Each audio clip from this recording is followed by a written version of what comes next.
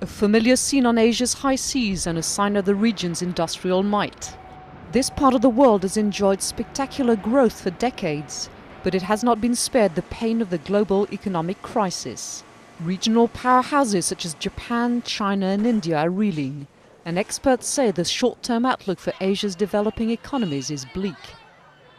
When the financial crisis hits the real economy, it is not just the Wall Street and the Main Street that gets affected, but people in the informal sector, and therefore it's people who are found in the back streets, the side streets, and people with no streets.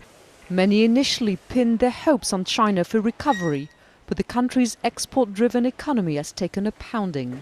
Factories are shutting down one after the other, and at least 20 million migrant workers have lost their jobs. The vulnerable and the poor have not been able to be protected from this crisis, especially when the financial crisis has become a full-blown economic crisis, especially in countries that are very export-dependent. China's official target for growth is 8%, seen as the minimum required to prevent mass unemployment and social unrest. Authorities announced last November a stimulus plan worth almost $600 billion and are focusing their efforts on boosting domestic consumption.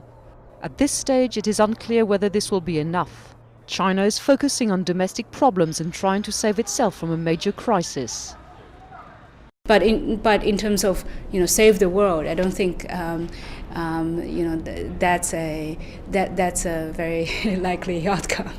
As once booming Asian economies struggle to tackle the worst economic crisis in decades, governments are wondering how long it will take till the world economy rights itself up.